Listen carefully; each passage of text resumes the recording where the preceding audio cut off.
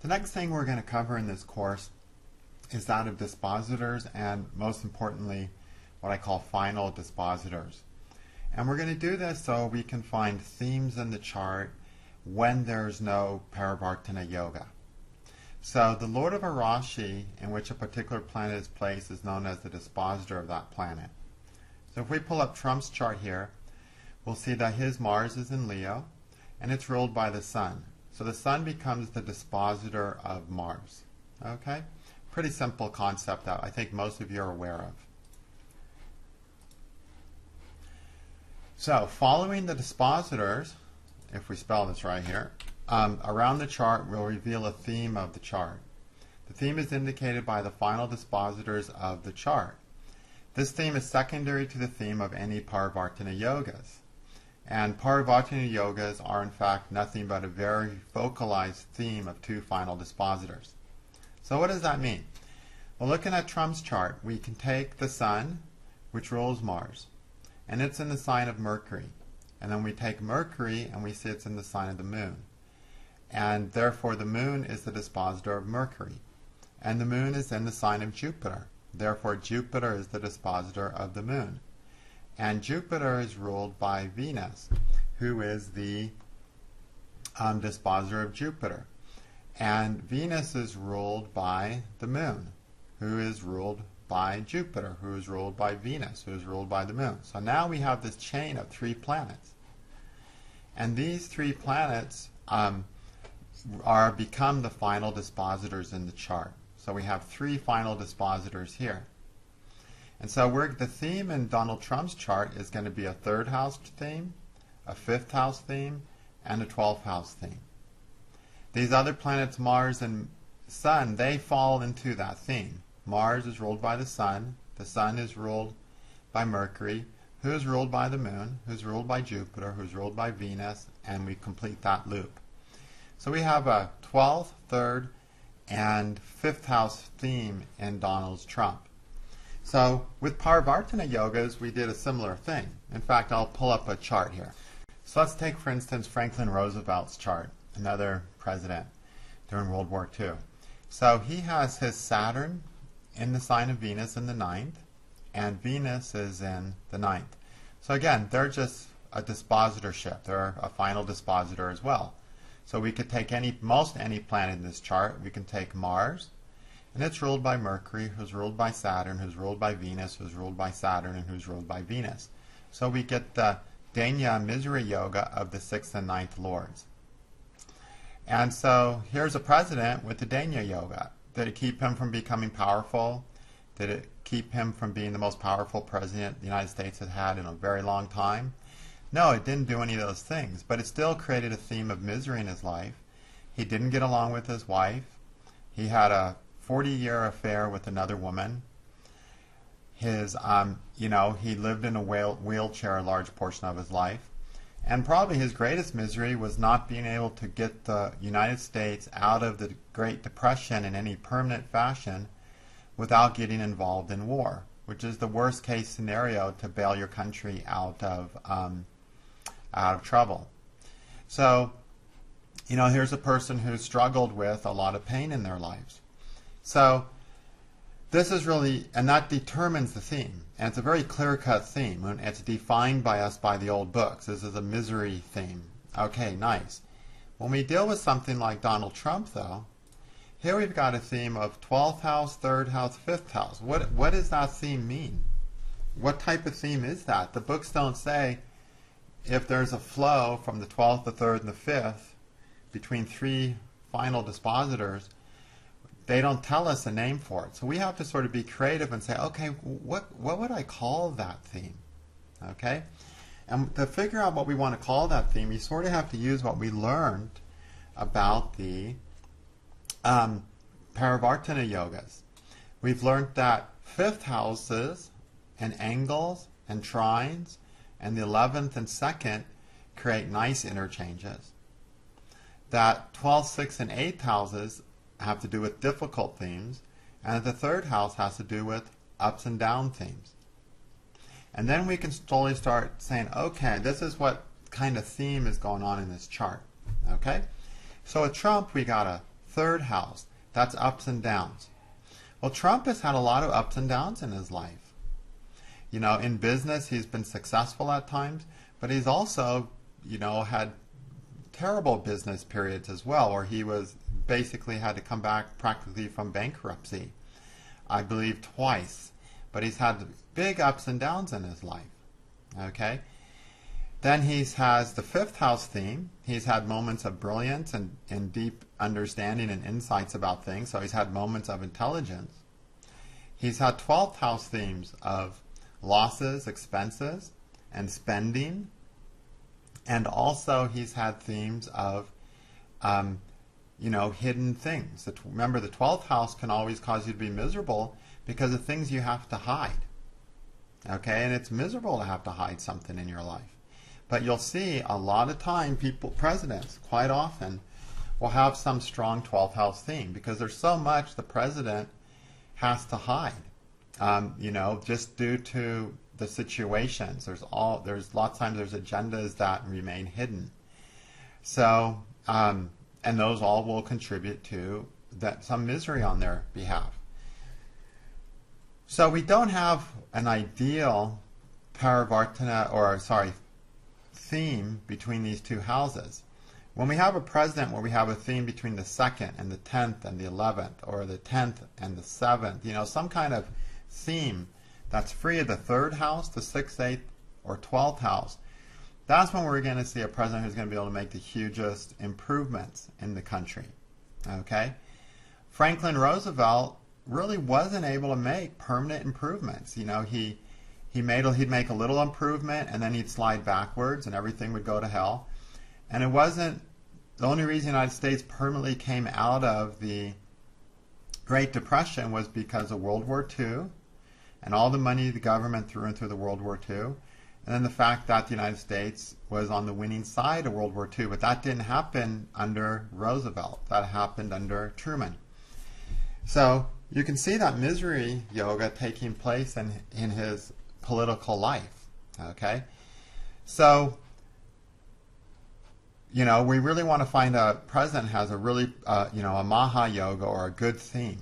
So Trump has always going to have the theme of some ups and downs, expenses, some losses, some hidden things, but also moments of brilliance, 5th house. So that limits right away what Trump's going to be able to do. Now he has some good yogas, no doubt, and those are going to help him do the good things he does. But there's still this theme of ups and downs and great difficulties.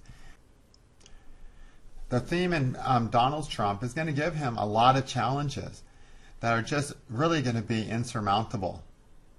And again, do we want to blame that on Donald? No, we don't want to blame that on Donald any more than we want to blame anything on any president. As an astrologer, we have to understand the president is just the focal point of the destiny of a country. And the president that gets elected shares the fate of the country he's running. So the president's chart becomes the chart for the nation as a symbol of the nation. That's all the president or the king or whatever is. They're a symbol of the experiences that that nation is going to have while that person's under office. And that he's not doing that. That's the collective karma, the karma of the nation that's bringing about that ruler. There's no ruler that could be different. You only can have the ruler that the collective consciousness of the country deserves. And for America right now, that means a ruler who, though having a strong Mars, has, you know, a tendency to involve himself in problems that are, at best there can only be up and down solutions. No permanent solutions with the 3rd house involvement there. So we can't expect Trump to create a lot of permanent solutions. Maybe his 5th house will let him do a little something because it's involved. But with the 3rd, 5th, and 12th house, there's going to be a lot of frustrations on his part, trying hard, 3rd house, to make things happen, but just not being able to, not having the luck, not having the breaks that he's going to need to get a lot of the things done that he wants to get done. And again, it's not his fault, it's the fault of the country, it's the collective fate of everyone in America and in the world as far as anyone who's impacted by American policy is concerned.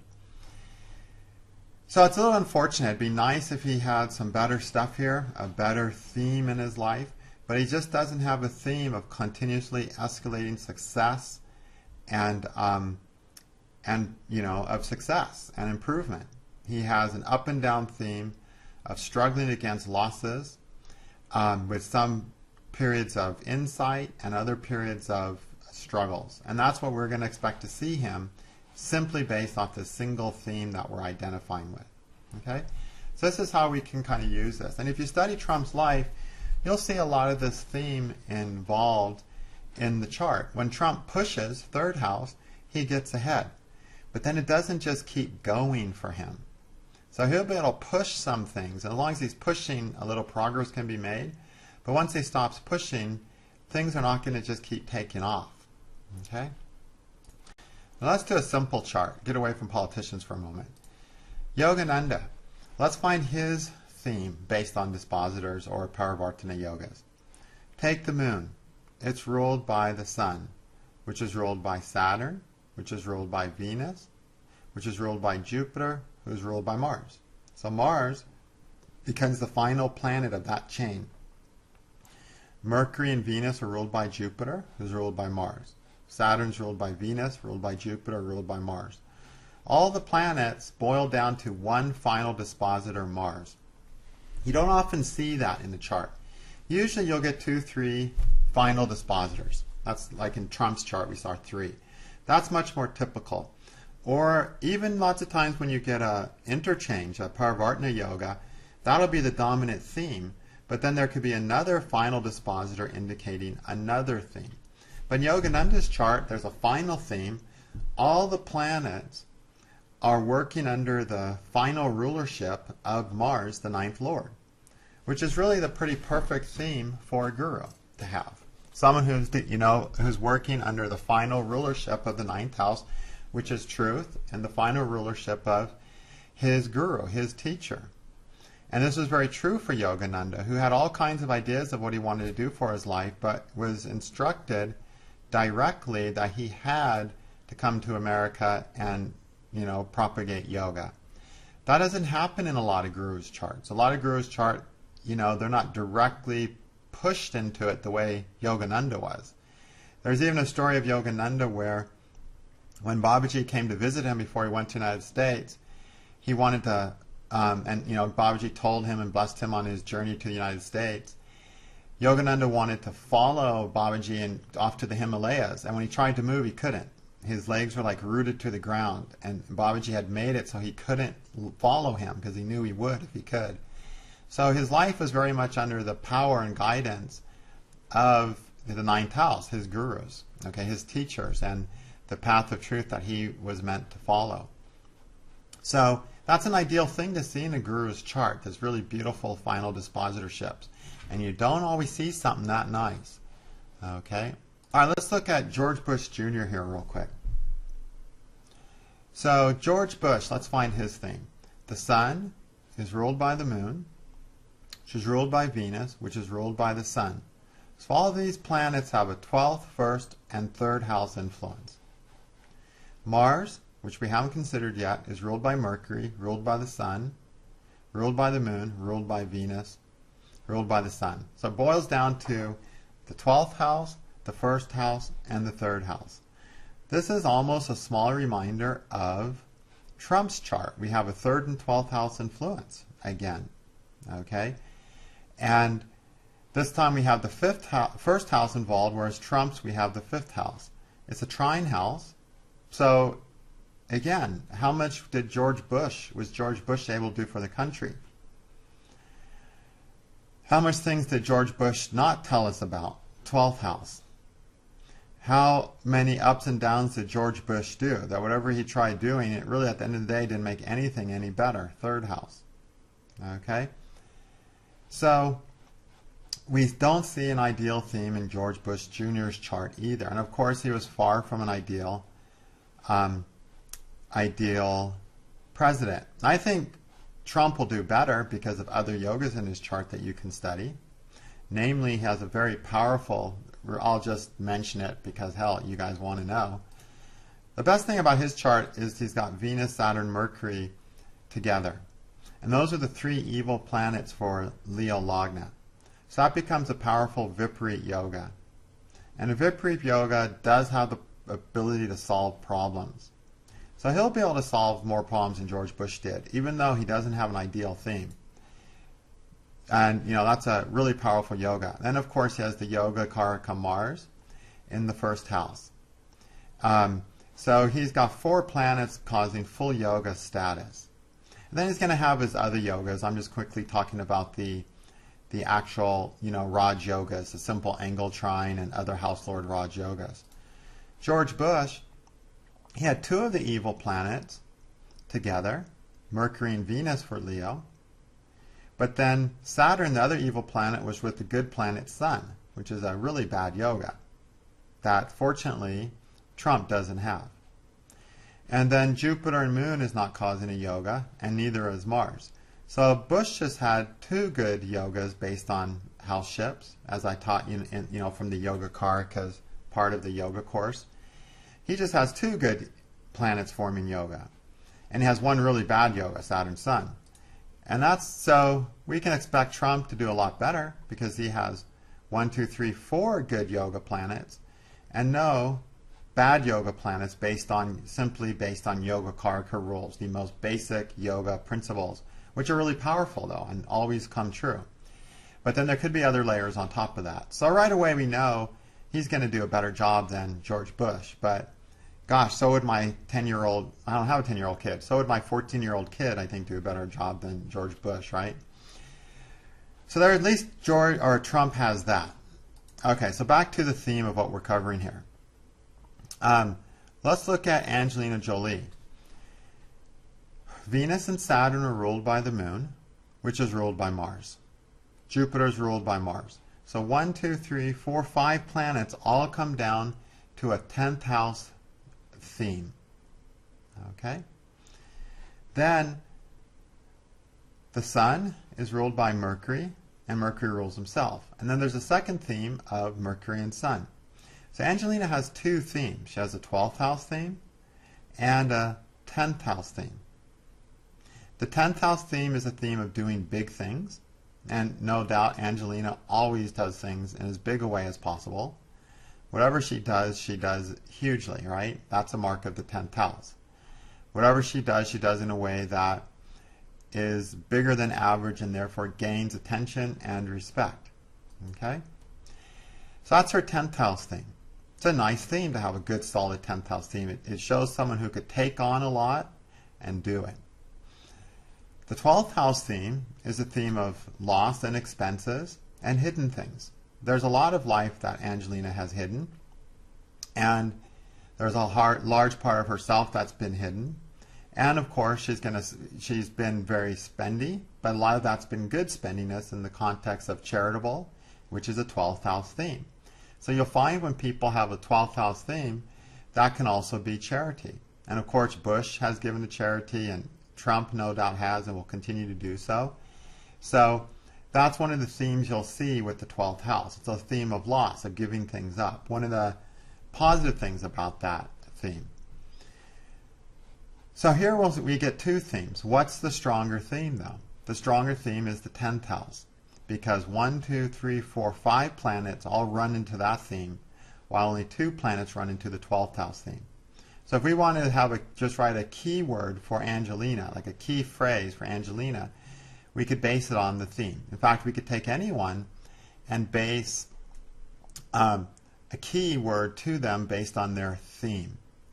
And we could say the theme is between these 2, or this would just be someone who does things in a huge way.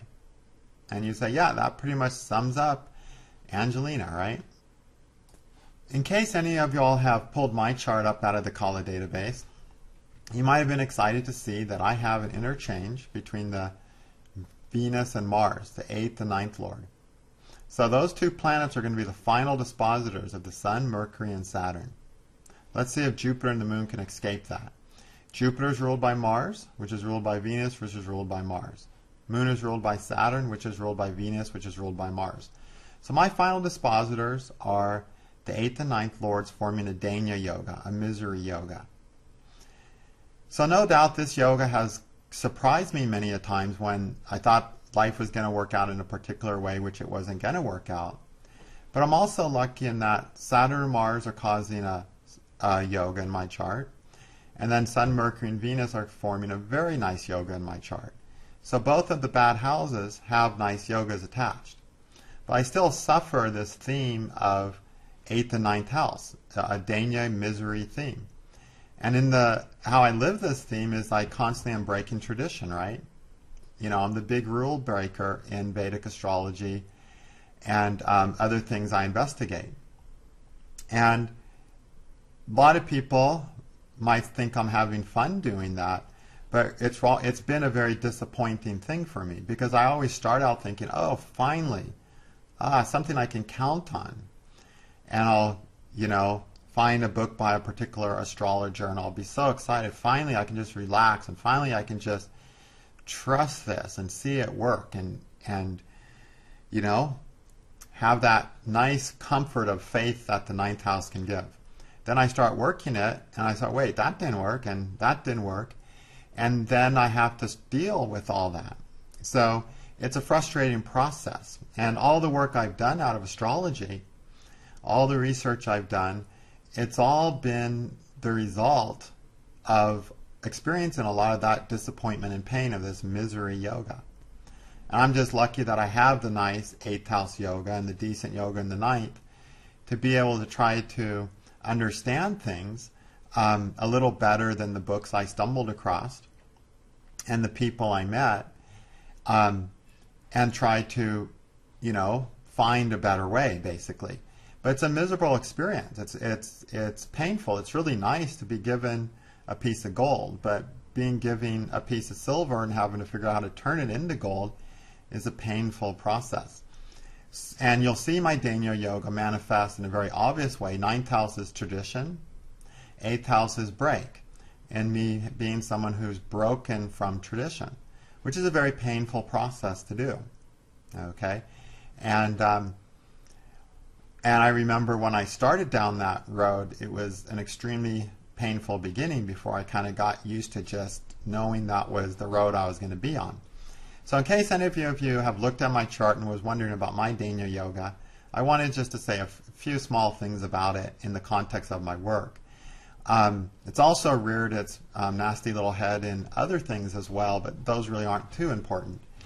But if you have a Danya yoga, it doesn't matter what good yogas you have. You're going to have some shockingly miserable experiences in your life. And so I just wanted to show you that as one example, so in case, again, I didn't want you guys to start getting too much imaginations and start wondering, but that'll give you a foundation to keep looking at it if you want to. And I'm one of those astrologers that don't care if you have my chart and look at it or whatever. Some astrologers never give their charts out, and I think that's for fear of their charts being misunderstood. But I'm all fine with you guys learning what you can from my chart and coming up with your ideas about my chart and why I do the crazy things I do. But that's my explanations for why I keep breaking tradition. It's that damn Danya yoga.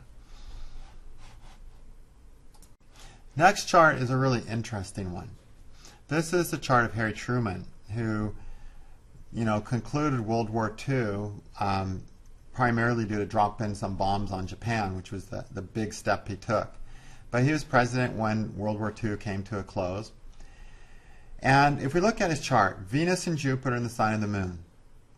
The moon is in Scorpio, which is ruled by Mars, which is ruled by Sun, which is ruled by Venus, which is ruled by Moon, which is ruled by Mars, which is ruled by Sun, which is ruled by Venus.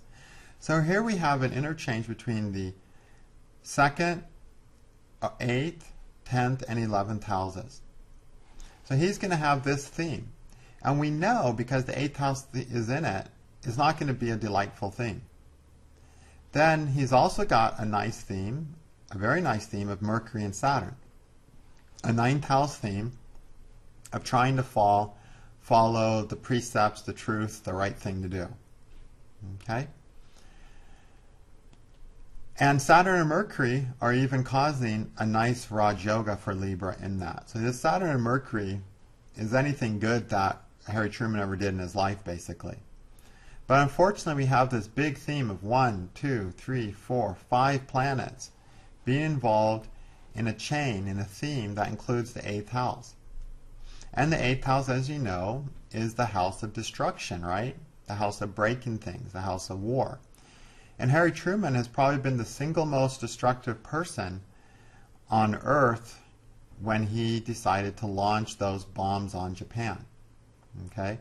Where in a very short time he damaged mass amounts of people, killed mass amounts of people, and to where this day those regions have a much, much higher rate of birth defects than the normal places on Earth. Okay? It's going to take an 8th house theme to do that. So what is this 8th house theme exactly? First, 10th house power, 11th house title, 2nd house name, 8th house death. Well, he never got elected to presidency. It wasn't like he was the most popular person that he got elected. In fact, what happened is Roosevelt died right after being elected, and Harry Truman was a shoo-in as vice president. So that's that 8th house theme. He inherited his power and his title, the 11th house. He didn't earn it. It's a different thing whether you earn it or inherit it. And while Harry Truman was reelected, we all know it's different to be reelected than it is to get elected off nothing. So he got his power, inherited his power, and then he got reelected. But that election didn't give him power. It just continued his power. So that's one thing. And then, of course, we get the 8th house theme of destruction and the 10th house theme of actions. So, you know, he destroyed what he had to 11th house, get ahead, and 2nd house to protect his resources, which means the resources of the United States. So we don't want presidents with 8th house themes, and we don't even want presidents with 12th house themes, and we don't even want them with 6th house themes. We want presidents with themes of angles and trines, and 11th house and 2nd house. That's what we want. When we get a president like that, then we're going to find things getting a lot more stable in the United States. It'll be interesting what Trump can do with his PVYogas, though. But again, he has that theme, and that theme is going to hold back the best of what he can do. Now here's a chart of Barack Obama. Thought it'd be fun to look at him while we're looking at prezes. Now, if his time's accurate, Jupiter's in the sign of Saturn, ruled by Saturn. So he has a 12th house theme here. Then Venus is ruled by the Moon, which is ruled by Mercury, which is ruled by the Sun. So he has the final dispositorship of the Sun as well. 7th house. Okay? Mars is ruled by Mercury, ruled by the Sun. So everything comes back to the 7th house and the 12th house. So again, we see a 12th house theme. How's he going to balance the budget with the 12th house theme? It's just not going to happen because the 12th house theme is the theme of expenses, right? Good. He had a good 7th house theme. So he didn't do anything to ruin foreign policy. You know, he didn't, he maintained that at least. Okay? But we don't get a 9th house theme. We don't get a 5th house theme. We don't get a theme throughout the chart that's showing someone who's just going to, wherever he goes, only goodness is going to happen. We still see that 12th house theme, which is the most pressing theme going on. We had, isn't it interesting? We had a 12th house theme with George Bush. We have a 12th house theme with Barack Obama. We had a 12th house theme with Trump now. The theme of the country is one of expenses, is one of an overwhelming budget. It's a one of overspending, basically. That's the consistent theme we see throughout all these presidents. And it's not until we get a president who doesn't have a 12th house theme that we're going to see any big improvements on the budget. Okay? At least Trump has a Viparit Yoga in that 12th house. But again, it's still in there more than I want it to be. I wish it wasn't there at all. If he had a 12th house yogas, with in the 12th house, but not a 12th house theme, he could do a lot better to fixing the main problem, which is simply a problem of not enough money, of overspending. So let's look at Bill Clinton here. Bill Clinton has the moon ruled by Venus. Who's ruled by Venus? Jupiter and Mars are ruled by Venus. Saturn and Mercury are ruled by the Sun. So he has the first house theme and 11th house theme. And Bill Clinton has had the highest, when he left office, he had the highest approval ranking of any president since World War II. And of course, the presidents from World War II kicking butt on everyone is going to get a lot of approval. But really, in the last 60-some years, almost 70 years, I guess it was like 60 years, Clinton had the highest approval rating of any president because he didn't screw as many things up and he made some progress because he had only a good theme in his chart. Okay? He only had a good solid theme in his chart. So he got impeached. Didn't matter. He didn't let that stop him, right? He didn't let that keep him from doing what he was going to do because he has a theme of continuing doing the best he can do, a good first house theme, and the 11th house, a theme of continually doing what it takes to make some progress where progress can be made. And he did it. So he's been the best president, according to in many people's ideas, since anyone from World War II. Ronald Reagan really was considered to have done a great job. Unfortunately, we don't have his horoscope. I would be interested to see his. So really, this gives you a good idea of how these themes work. This is a theme that was better than everyone else's, and it was just Bill Clinton. It's not like Bill Clinton made the United States all that wonderfully different and better, but at least he didn't, he didn't screw it up, and he made some progress. That's how hard it is to make progress. All it takes is one bad theme, like George Bush Jr., to slip back a lot, okay, to make a lot of errors, to mess a lot of things up. So, and again, that indicates a time where the country is going to slip. So we're still in a time where the country is going to slip into that 12th house, struggle with that 12th house theme of it, money, money, money, and never not having enough of it, and not knowing how to spend in a way that's really going to work. So the United States is still under that theme as shown by Donald Trump being elected. Okay, so it gives you some idea. I thought it'd be fun to use the president to watch these themes. In the next video, I'm just going to take normal people and we're going to look at themes of people, and we're going to look at themes in their Varga charts as well, and look for final dispositors and just kind of see how that works so you get some more experience. Okay, thank you.